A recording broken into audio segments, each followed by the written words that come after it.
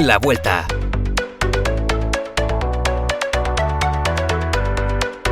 Podcast oficial.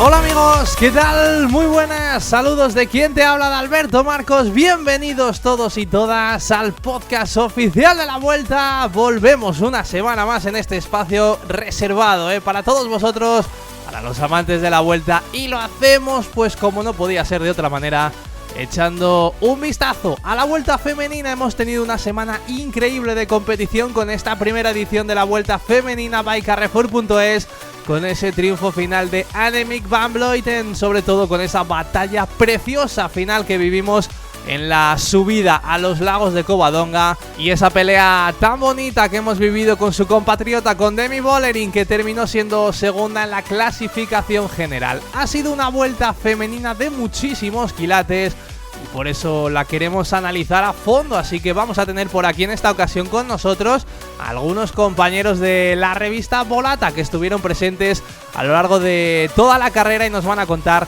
todos los detalles que vivieron también desde dentro de esta prueba, que ha vivido una primera edición absolutamente magnífica. En cualquier caso, también la Vuelta femenina terminó, pero seguimos con nuestra cuenta atrás para la masculina. Para esa quedan ya tan solo 16 semanas y por eso te decimos, y esto ya sabes que no cambia, vive la emoción de la Vuelta todo el año en el podcast oficial. Y se nos acaba el tiempo, desde que ya no existe ayer y no nos sobra ni un momento, imposible retroceder.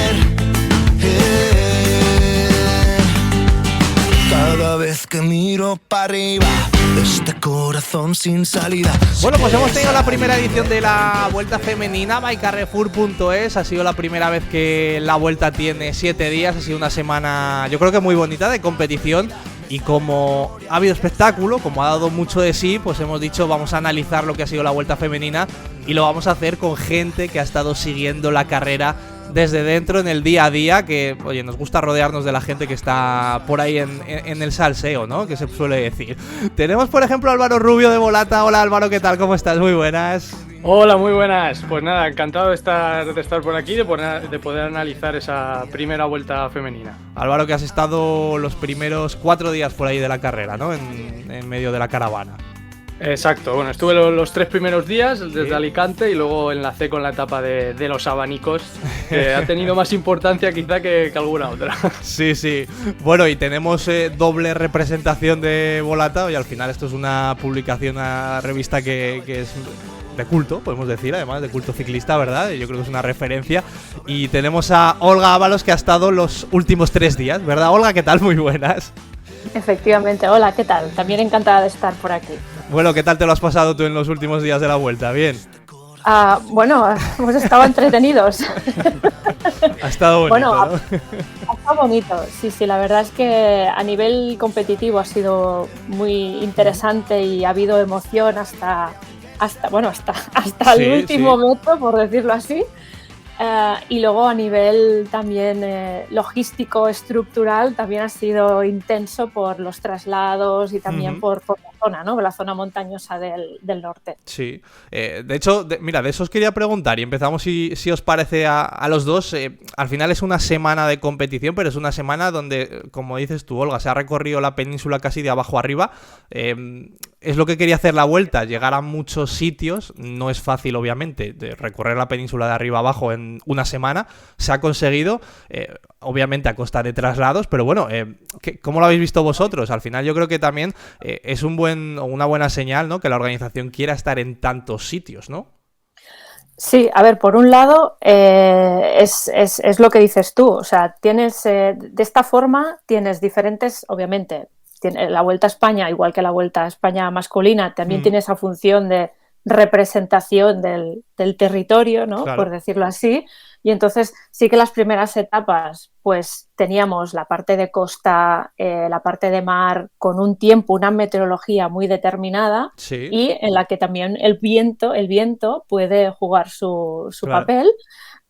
Y luego tenemos la parte del norte, donde el tiempo es distinto, la meteorología puede ser un elemento a tener en cuenta, y tenemos grandes etapas de de montaña. Entonces teníamos como los dos lados Sí. de la península.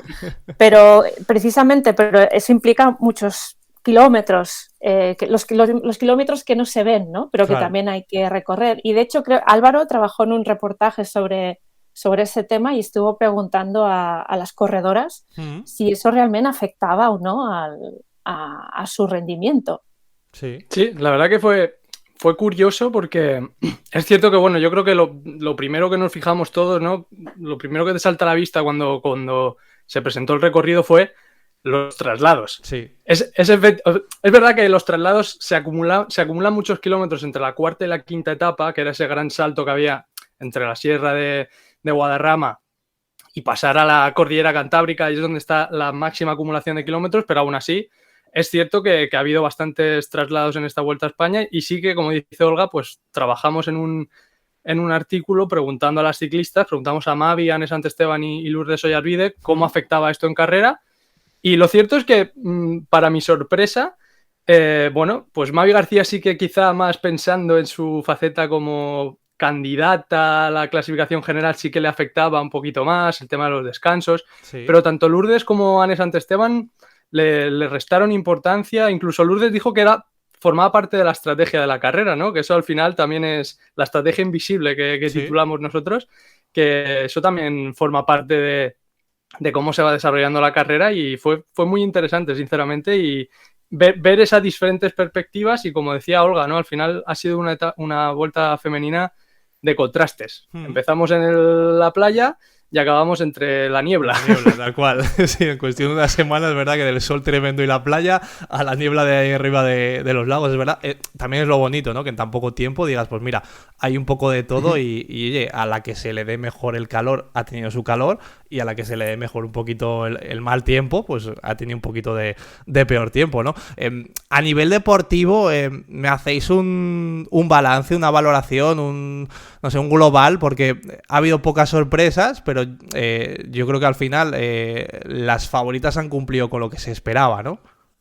Sí, de hecho, todo el mundo tenía la vista puesta en Demi Vollering porque venía de hacer una temporada de clásicas de primavera, bueno, espectacular. Sí. Y claro, venía como la máxima favorita, la que mejor en forma está, porque lo estaba demostrando desde hacía, Sí. una semana, unos días antes ya, ya estaba, justamente acababa de completar el triplete de las Ardenas, ¿no? Y había como la gran duda del estado de forma de la que debería ser su gran rival, que era Annemiek van Vleuten, ¿no? Que no tenía una temporada de clásicas tan brillante, y había la duda de en qué estado de forma estará. ¿Será capaz, ¿no?, de repetir triunfo en la Vuelta? ¿Será capaz de estar a la altura de Demi Vollering? Y claro, ahí es donde estaba la máxima atención y expectativa, ¿no? Sí, sí. Y finalmente hemos visto que Annemiek van Vleuten quizá, obviamente, yo creo que eso también lo ha reconocido ella, no está al mismo nivel que estaba el año pasado, pero a lo mejor es que todavía no estaba en el pico de forma que ella quería, porque ella también tiene en mente, pues él tiene el Giro y tiene el Tour de Francia. Entonces quizá a lo mejor su preparación se había desplazado un poquito más en el tiempo, y eso lo hemos visto, de que pues a lo mejor no estaba tan mal. Claro. Annemiek van Vleuten, ¿no? Menos mal que no estaba bien, ¿no? Es eso, simplemente es que obviamente no es la misma, Claro. pero bueno, es que es normal, o sea, es que los años no pasan en balde, y además el resto del pelotón, todo el mundo se ha puesto las pilas también a nivel de preparación, de competición, o sea, el nivel ha subido muchísimo, con lo cual ya no hay tanto desequilibrio, ¿no?, entre unas y otras, pero sí que ha demostrado que tiene, bueno, que sobre todo tiene mucha hambre de victoria. Eso es increíble. y el pundonor, digamos, que ha pasado por encima casi, ¿no?, del estado de forma que tenía. ¿Álvaro? Sí, pues coincido con Olga. Lo cierto es que yo creo que hemos vivido una carrera muy bonita. Todas las etapas, quizá no todas, pero prácticamente todas han tenido algo que han sido importantes a la larga de cara a esa clasificación general. Y al final yo creo que teníamos ese balance, ¿no?, entre buscar a ver si Demi Vollering era capaz de mantener ese estado de forma de las clásicas y ver si, como dice Olga, pues Annemiek había desplazado su preparación de cara a esas carreras por etapas, que yo creo que incluso se le pueden adaptar mejor dependiendo de, evidentemente, Annemiek van Vleuten lo abarca todo es muy versátil, pero las carreras por etapas con mayor dureza, el desgaste acumulado de los días, es una ciclista más resistente, por así decirlo, y pues ha sido también bonito ver que esa diferencia que había, por ejemplo, el año pasado en el Tour de Francia o en la Challenge by la Vuelta, Sí. con Demi Vollering no solamente se ha reducido, sino que prácticamente ha desaparecido. Es decir, han sido pequeños detalles los que han marcado y más la estrategia, ¿no?, de Movistar o buscar movimientos lejanos, más que el estado de forma como tal de ambas, porque yo creo que Demi Vollering en un mano a mano hoy en día está por encima. Y hablando un poquito en general, comentaba al principio del podcast que la etapa de los abanicos en Albacete fue importante, Sí. y lo decía por Gaia Realini, porque perdió 2 minutos 41 en aquella etapa y ha quedado tercera a 2 minutos 41 de Vollering. Justo. O sea que hubiese habido un poquito más de igualdad en esa lucha por el podio. Sí. Antes de entrar un pelín más en profundidad, os quería preguntar a vosotros por las fechas. Aquí hemos hablado con Dori, que nos ha contado que, bueno, que le gustaban las fechas, que creía que en estas fechas no restarían participación, por lo menos este año, porque al final es verdad que a todo el mundo le pillaba un poco como de nuevas, ¿no? Luego ha dicho Fernando Escartín que seguramente se muevan las fechas de la Vuelta, que lo están estudiando, que seguramente se muevan. ¿A vosotros qué os parece? Está bien, obviamente, yo creo que la Vuelta femenina vaya independiente, ¿no?, de la masculina, al final resalta más y se destaca más. No sé, ¿la dejaríais por estas fechas? ¿Creéis que está todavía a lo mejor muy pegada a la parte de las clásicas? ¿La meteréis un poco más atrás? No sé, ¿qué impresión tenéis con esto? Buah, es una pregunta muy difícil, porque es que además el mes de mayo está como todo... Claro. como muy comprimido en este mes, ¿no? O sea, ahora justamente en pocos días ya se van todas a la Itzulia. Claro. Ahora, antes estaba leyendo unos tweets del Saint-Michel, el equipo continental francés que vino también, y dice, bueno, ahora ya estamos preparándonos para el Tour de Bretaña, y luego la Vuelta a Burgos, y o sea, que está todo, y el Giro que, Claro, el Giro es que hay mucho. no, claro, es que hay muchísimo. Pero claro, es el reto siempre de... Y no sé si es un problema equiparable también al que tuvo en su día la Vuelta a España masculina, de buscar su sitio en el calendario, ¿no? Porque tener un sitio propio en el calendario también eso te da como una personalidad, Sí. y te da una importancia de cara incluso a la preparación física de las corredoras, ¿no? Entonces... claro, ser la primera gran vuelta, yo creo que a la Vuelta, por un lado, le va súper bien, porque si fuera la última, como la Vuelta a España, que no digo que no, pero muchas veces la Vuelta a España a veces termina siendo como el septiembre, ¿no? Vamos a recuperar la temporada, ¿no?, por decirlo así. Y entonces, claro, si está la primera, pues eso tiene una importancia en todo el calendario muy, muy grande para las corredoras. Pero sí que es cierto que está petado el calendario ahora mismo. Entonces, ¿dónde lo colocas? Yo soy partidaria de mantenerla de momento en el mes de mayo, porque es que si no, ya nos tendríamos que ir después del Tour, creo. Claro. ¿Tú, Álvaro, qué dices?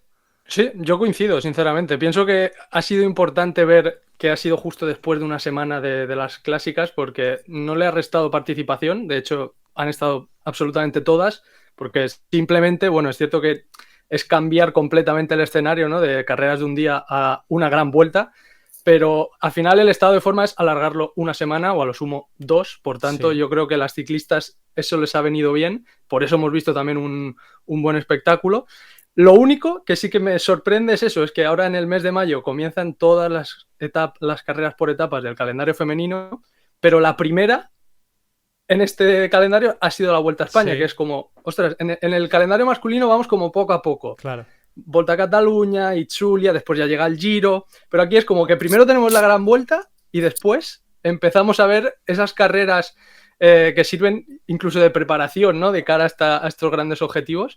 Ha sido sorprendente, pero bueno, yo creo que sí que mantendría en estas fechas la Vuelta a España femenina. Quizá a nivel mediático, que coincida justo con el inicio del Giro de Italia, te resta protagonismo, pero deportivamente yo creo que favorece a la Vuelta a España femenina que sea la primera, sin duda.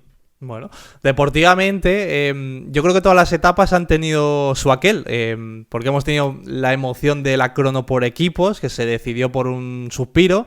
Hemos tenido, yo creo que, sprints bonitos, ajustados, agónicos, yo creo que han sido muy bonitos. Hemos tenido los abanicos y luego hemos tenido la traca final, ¿no? Con las dos últimas etapas, que han sido las que han acabado de decidir la carrera. De un primer bloque, por ejemplo, si lo dividimos más o menos casi en el ecuador de la vuelta, de ese primer bloque a lo mejor de la crono y esos dos sprints iniciales que ha habido, ¿con qué os quedáis? ¿Qué os parecieron? Quizá habla tú, Álvaro, que estuviste más sobre el terreno. Pues yo, la primera etapa, sinceramente, sobre el papel y conociendo un poquito la zona de Torrevieja, ¿Sí? la crono por equipos, me la esperaba más técnica de lo que luego fue. Es decir, yo creo que fue una crono bastante rápida. Ajá. Y que por eso se decidió por un segundo. Es decir, normalmente si es una crono más técnica, pues las diferencias se abren más porque puede haber más variación, ¿no? A la hora de tomar una curva. Ese tipo, sobre todo la coordinación en una disciplina que no es muy habitual en el ciclismo femenino. Sí. Pero yo creo que fue bastante rápida. Y sinceramente lo que me sorprendió fue Canyon Ram, ¿no? No me lo imaginaba como uno de los aspirantes a la victoria, o quizá no tan cerca, ¿no? Como finalmente estuvo, ya digo, quedó a un segundo, sobre todo por la figura de Chloe Dicker, que yo creo que ha sido una de las grandes revelaciones, aunque al final tuvo que abandonar, pero ha sido una de las grandes revelaciones, sobre todo porque venía pues de 3 años después de aquella caída en el Mundial de Imola en la contrarreloj, bastante... Bueno, venía sufriendo, ¿no? Esas consecuencias de la caída, y ahora regresar a la competición en carretera yo creo que la hemos visto muy, muy competitiva, valga la redundancia. Sí. Y pues yo creo que fue un inicio que tiene similitudes con el resto con la Vuelta a España masculina, por ejemplo, ¿no? Una crono por equipos para empezar a tomar contacto con la carrera, y luego 2 sprints donde vimos ese duelo, ¿no? Entre Charlotte Kohl y Marianne Vos, que en el primero yo sigo pensando que a Marianne Vos le pecó un poquito esa cercanía con la meta, dijo ya nadie me supera, y le superó Charlotte Kohl por la izquierda sin que yo creo que se diese cuenta, porque incluso dejó de pedalear, pero en la siguiente etapa en la Roda dijo aquí voy a marcar yo mi ritmo y no me va a superar nadie, y por eso lanzó el sprint a 150 metros y evidentemente en una etapa así, Marianne Vos yo creo que es imbatible. Sí, yo en ese sentido, a ver, yo que soy, y aquí ya soy súper fan de Marianne Vos, o sea, para mí es la jefa, la reina, para mí, no sé. Sí, tenemos a Demi Vollering y tal, y Annemiek, pero para mí es, no sé, mira su palmarés, la forma en que ha competido siempre, sabes, todo, en ciclocross, en todo. Y también estos días porque tampoco hay tantas ocasiones, ¿no? De verla físicamente, de estar a su lado, ¿no? Ver cómo habla, cómo se relaciona con el resto de corredoras. Claro. Y es que tiene un pedigrí dentro del pelotón increíble. Y eso, yo como fan, me hizo mucha ilusión, la verdad. No, y además que todavía tenga, obviamente, ya no tiene el punch que podía tener hace unos años, pero es tan inteligente a la hora de saberse colocar, sabe dónde tiene que estar en cada momento, sabe dónde están sus límites, ¿no? Qué es lo que puede, lo que no puede hacer. Y por eso yo creo que es lo que dice Álvaro, por eso consiguió el segundo sprint, dice, ahora ya verás. Ahora ya sí. Aquí ya no me la quitan, ¿no? Sí. Bueno, luego si avanzamos un poquito más en el transcurrir, en el devenir de la carrera, por ejemplo, esa quinta etapa, Olga, tú ya estabas por allí. ¿Qué te pareció? No sé, ¿qué dices? Ahí ya empezó a haber ya diferencias también, ¿verdad?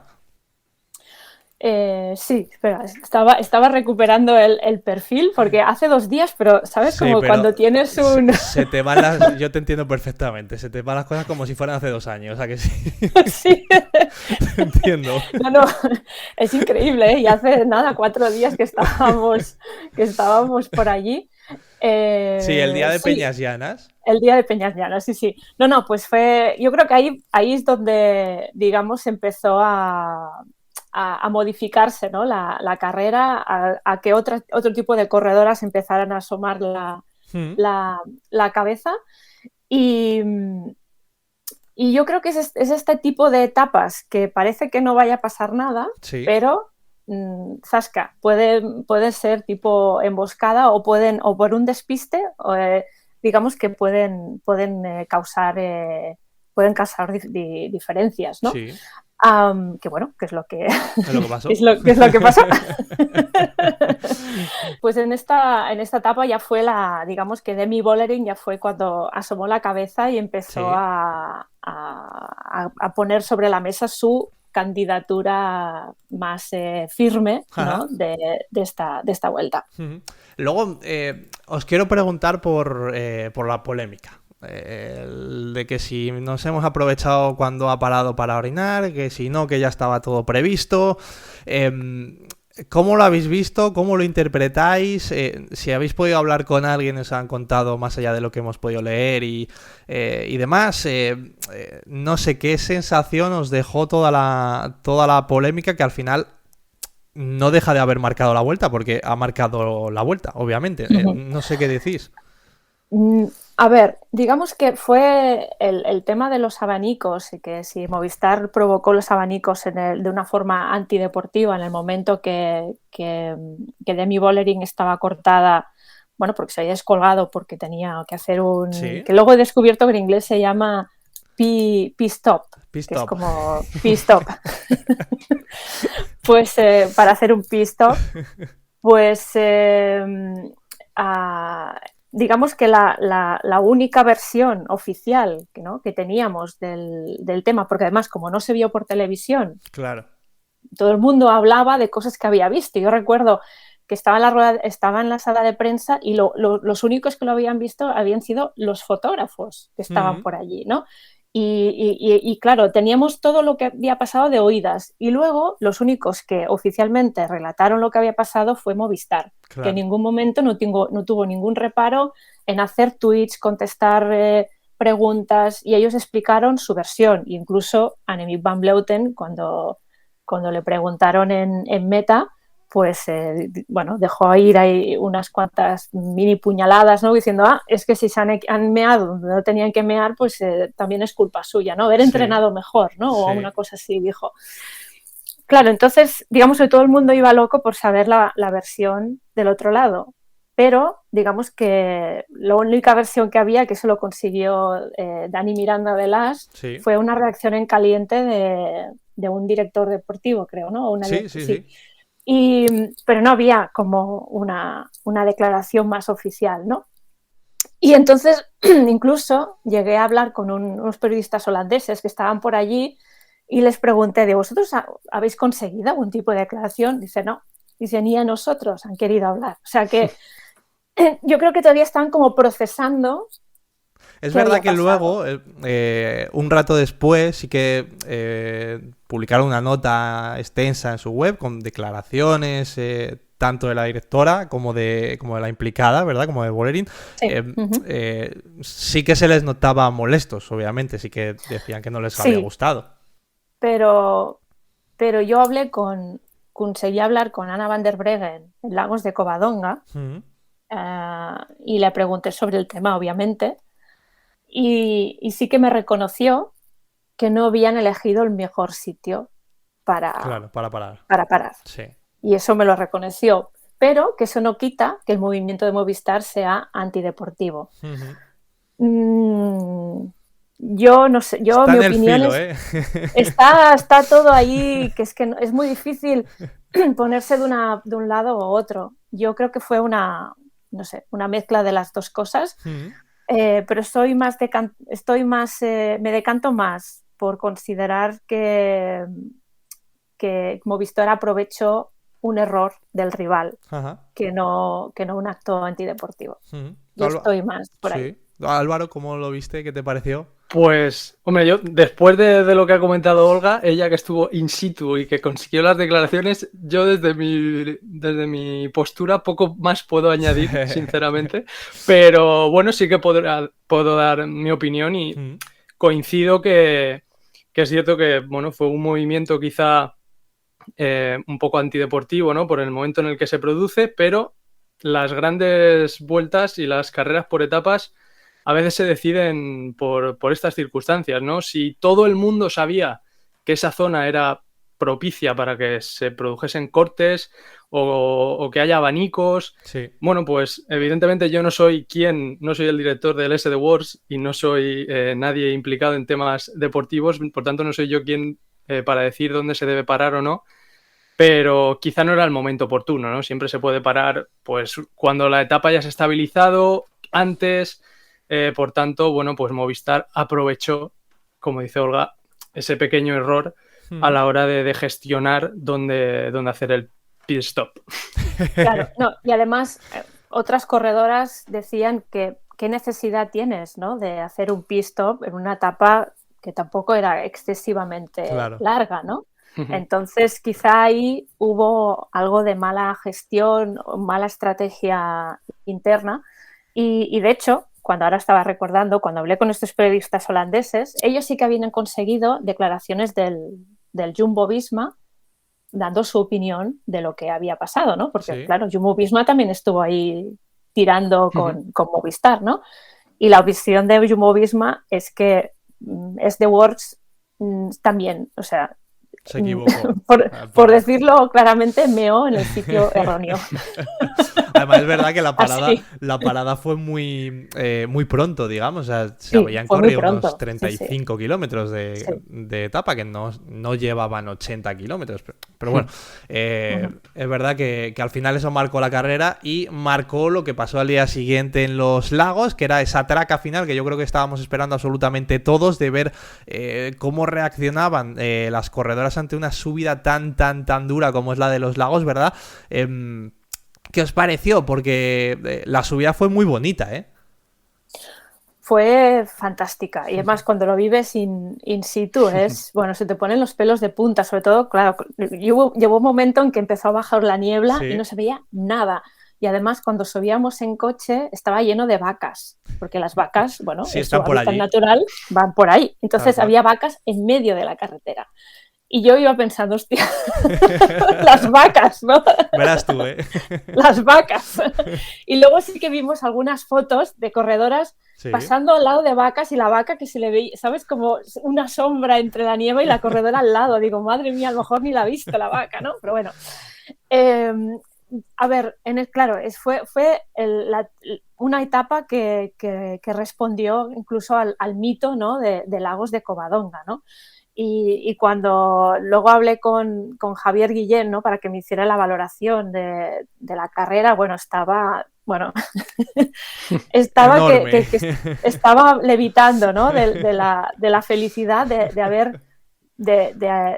ver cómo las corredoras habían como casi rendido homenaje a la propia historia de Lagos, ¿no? Por decirlo así. Y sí, fue una etapa espectacular en la que sucedió lo que esperábamos, ¿no? De que Demi Vollering quiso recuperar la diferencia del día de los abanicos, ejerció esa sed de venganza, ¿no? Que también declaró en algún momento, demostró que es la más fuerte, y eso hay que decirlo, demostró que es la más fuerte. Y luego, pues, Annemiek van Vleuten tiró de clase y de experiencia para saber gestionar esa diferencia y con solo 9 segundos, pues, cruzar la meta. Pero aparte de todo eso, lo interesante también de este tipo de etapas es ver qué pasa más allá, ¿no? Porque lo que sí que cuando llegan cuando se decide el podio, ¿no? Y llegan las favoritas, pues ellas ya bajan en la zona de podium y se cambian y todo. Sí. Pero claro, luego quedan ciento y pico corredoras por llegar, ¿no? Entonces, cuando tú te quedas allí y vas viendo que van llegando una tras una, y cada una con su experiencia, su historia, algunas llegan casi llorando, otras llegan como, yo qué sé, encantadas, ¿no? Por ejemplo, hablé con Nadia Coagiloto del Laboral Cucha y le dije, ¿qué te ha parecido? Y dice, uy, me lo esperaba peor, el Zoncolán es peor. Bueno, y venía como súper feliz, ¿no? Ha sido Digo, fácil, vale, bueno, pues ya está. ya está tú. Y entonces para mí, ahí es donde está realmente la esencia del Sí. ciclismo, ¿no? O sea, ver cómo todas esas ciclistas han logrado subir un puerto y yo diría que el 95% de las ciclistas no lo habían subido nunca, más Seguro. excepcionalmente las chicas de la zona, pero la mayoría era la primera vez que subían lagos y para ellas también tenía una simbología muy, muy especial. Y Sí. eso es lo que no se ve, pero para mí eso me marcó también. Álvaro, además, Vollering, yo creo que hizo una subida a lo grande, ¿no? Porque tú la veías que ella tiraba y decía, bueno, yo aquí voy, a mí no me hace falta que nadie me dé un relevo, yo voy a mi ritmo, yo voy para adelante y hasta donde llegue, ¿no? Sí, completamente. De hecho, se puso a hacer la misma estrategia que en Peñas Llanas. En aquella ocasión eran los 2 últimos kilómetros y en Lagos de Covadonga, claro, teniendo en cuenta que es una ascensión de 12,5 kilómetros, se puso, o sea, tomó las riendas del grupo cuando faltaban 10 para meta. Sí, sí. Es decir, hizo una cronoescalada y dijo, quien quiera que me siga. Tal O cual. quien pueda. Ella hizo la selección. Sí, o sea, sí, la sí. selección, sí, sí. No necesitó de compañeras, como vemos a veces en otras ocasiones. Ella dijo, este es mi momento, y le faltaron 9 segundos. Es decir, sinceramente me sorprendió cuando Annemiek van Vleuten se descolgó a falta de 5 kilómetros para el final. Yo pensaba que la diferencia era insalvable para Annemiek, en el sentido de... es verdad que había mucha ventaja, 1 minuto 10, y teniendo en cuenta la bonificación se quedaba en torno al minuto poco de diferencia a lo que tenía que salvar Annemiek van Vleuten, y para mí, teniendo en cuenta cómo estaban siendo las dos ascensiones, o sea, cómo estaba subiendo Vollering y cómo estaba subiendo Annemiek, me resultaba complicado que la ciclista de Movistar fuese capaz de mantener el liderato. Pero es lo que dice Olga, al final, pundonor, experiencia, la veíamos retorciéndose a más no poder, cada metro que pasaba era una pedalada de sufrimiento que se le veía en la cara. Bueno, lo que podíamos ver entre la niebla, que yo creo que ese también le puso un poquito de épica, ¿no? Que vino bien a ese final. Pero lo dicho, yo me quedé sorprendido que por 9 segundos fuese capaz de mantener esa diferencia, y Vollering estaba casi contando como una losa cada segundo que pasaba a ver si era capaz de mantener, y luego pues le rompió a llorar un poco, ¿no? De emoción en general allí, porque pensaba que podría lograrlo, pero no hubo manera. Van Vleuten fue capaz de mantener esa diferencia y conseguir la primera victoria en la Vuelta a España femenina, su tercera ronda española, por así decirlo, y nada, yo creo que fue un final perfecto para esta primera edición de la Vuelta. Y a mí me queda una duda de esta etapa, porque Kasia Niebladova y Marlene Reusser estuvieron escapadas durante varios kilómetros, y yo realmente pensaba que Marlene Reusser sería como el enlace, ¿no? de Demi Vollering en Lagos, ¿no? Sí. Digo, ¿para qué se escapa una corredora, no? Pero no sé, fue como un movimiento extraño, o no consiguieron Lo que buscaban igual, ¿no? Lo que buscaba. A mí me quedó esa duda de por qué Marlene Reusser se escapó, si no era para intentar ayudar a Demi Vollering en un posible ataque en Lagos. Claro. A mí me quedó esa duda, pero bueno. Bueno, ahí queda en el aire. Lo que también Sí, es verdad sí. que hay que destacar, yo creo que el trabajo de Realini, ¿verdad? Que hizo una extensión tremenda. Fíjate, justo lo decía Álvaro, que se dejó esos 2.41 con los abanicos, se quedó a 2.41 en la general, pero muy buena vuelta también de la italiana, ¿no? Por cerrar. Sí, no, ha sido uno de los... Bueno, no sé si decir descubrimiento o reconfirmación de descubrimiento, porque ya había hecho ya alguna actuación muy, muy destacada a principios de temporada. Y sí, es una corredora, yo creo que a tener en cuenta. Tiene 21 años, es súper, súper joven. Y todavía le falta ese punto de tener la suficiente personalidad como corredora para proponer cosas, ¿no? O sea, le hemos visto que es capaz de aguantar la rueda a Demi Vollering y a Annemiek van Vleuten. O sea, a partir de aquí ya, fantástico. Que podría ser su madre, Van Vleuten. Sí. Bueno, pues sí, por edad sí. Pero ahora como que a Gaia Realini le faltaría como dar el siguiente paso y ser corredora que propone, ¿no? O sea, que rompe, que ataca, que puede, no sé, que las otras vigilen, ¿no? Y entonces, bueno, le falta crecer en ese sentido, pero yo creo que es una corredora que dará mucho que hablar en las próximas temporadas. ¿Tú, Álvaro, cómo la viste?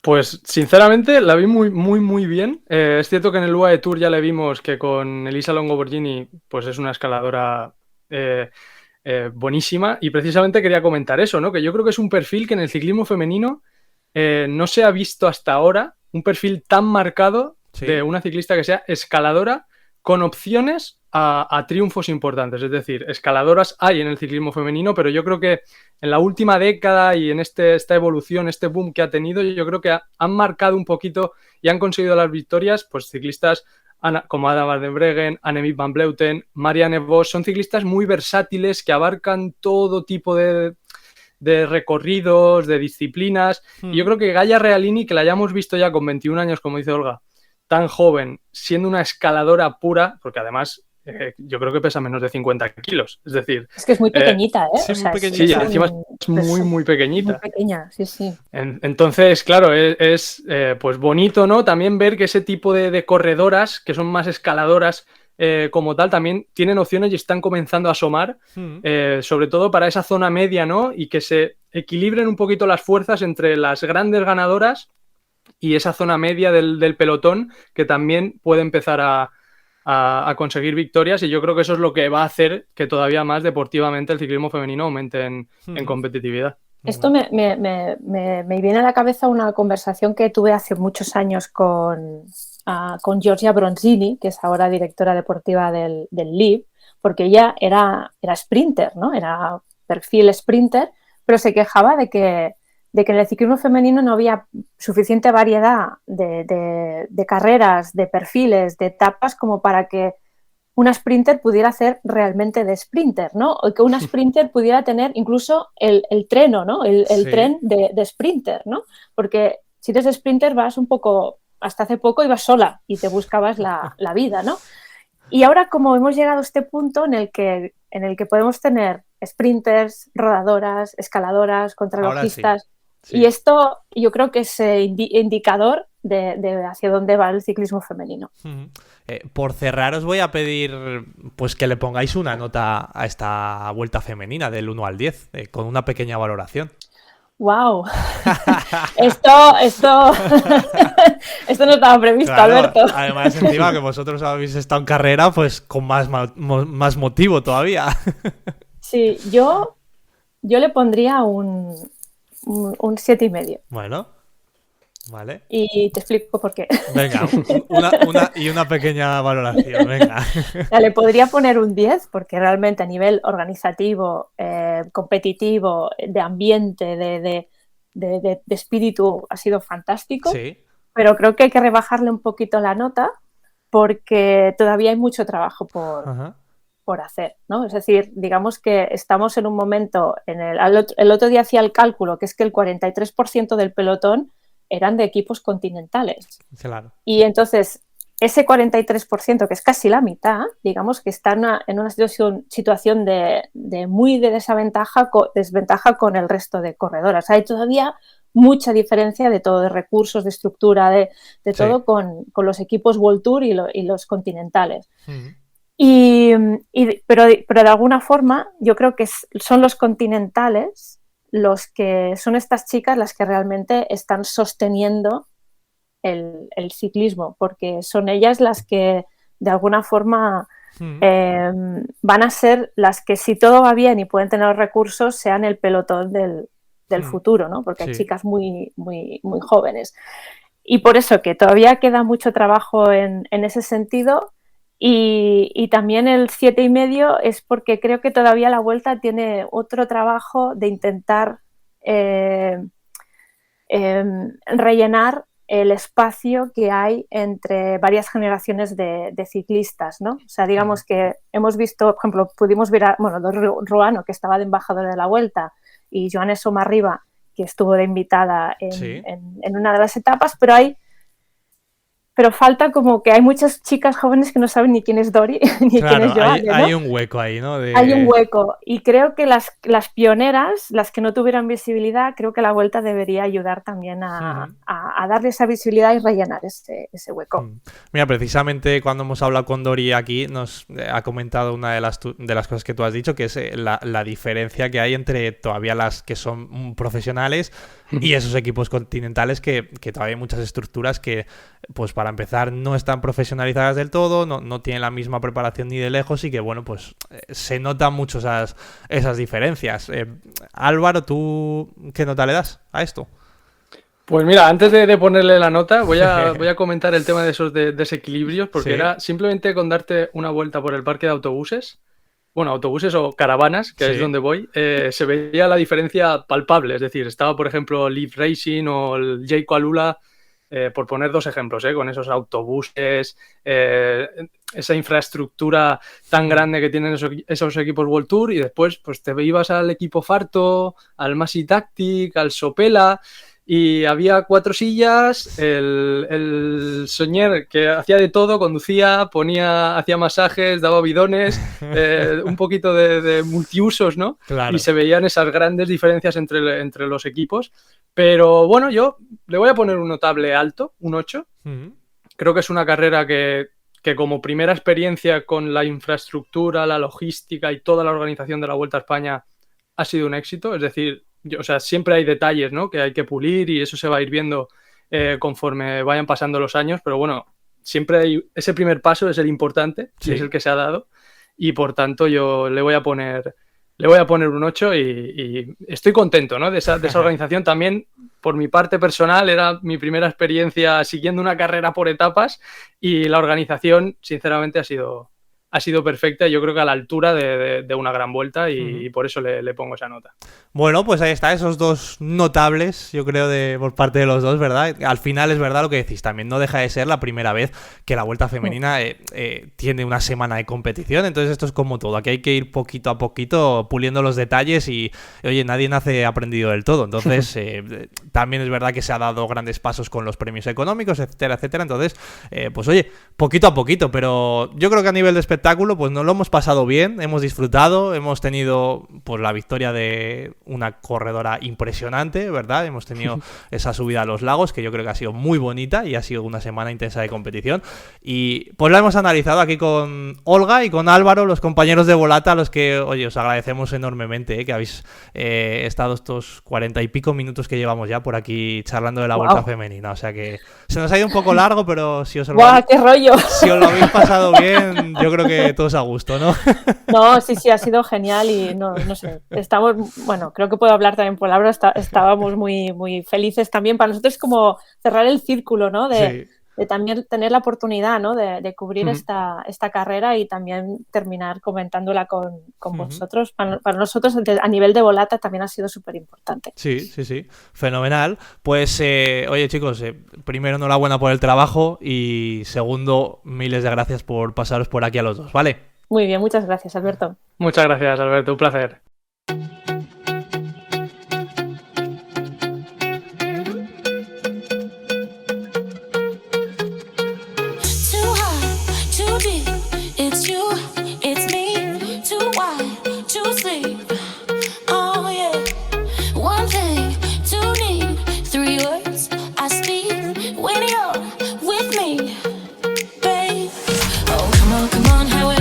Bueno, venga, pues vamos cerrando ya este séptimo programa ya, de la cuarta temporada del podcast oficial de la Vuelta. Hemos hecho un buen repaso, nos lo hemos pasado muy bien hablando con Olga y con Álvaro, los compañeros de la revista Volata, analizando todo lo que ha sido esta edición impresionante y tremenda, de la Vuelta Femenina by Carrefour.es, con ese triunfo final y brillante de la campeona del mundo, de Annemiek van Vleuten, la corredora de Movistar Team. Nosotros volveremos, como siempre, con la semana con más. Todavía no podemos desvelar con qué, pero bueno, lo que es seguro es que vamos a volver, de eso no hay ningún tipo de duda. Como siempre os decimos, muchísimas gracias a los que estáis ahí escuchando todas las semanas, muchísimas gracias a los que dejáis ese me gusta que os pedimos, porque para nosotros es importante. Donde nos escuchéis, en iVoox, en Spotify, en YouTube, en cualquier plataforma en la que nos estéis escuchando. Por ejemplo, los últimos, pues Javier Sánchez, David Cerre, Luis Borja GM, Suprina, Rulomar, Ángel Torres, Rafa Herrero, Nachete64, Carreras 1980, Dirsi, Diego Van Peter, José Cabello. Bueno, estáis por ahí más o menos los de siempre, y luego también se va sumando mucha gente. Gracias también a Ángel Torres ahí dejando su comentario como siempre, Suprina, Rulomar. Y bueno, sobre todo también, hay que seguir aumentando esta familia de suscriptores que tenemos en iVoox, porque cada vez somos más, estamos ya por encima de los 1000, estamos cerquita de llegar a los 1100, y cuanto más seamos, pues mucho mejor, porque nos gusta, que la grupeta sea grande. Así que bueno, vamos a ver si crecemos todavía un poquito más. Mientras tanto, descansamos hasta la semana que viene, en la que volveremos con más aquí, en el podcast oficial de La Vuelta. Hasta la semana que viene, amigos, adiós. Be my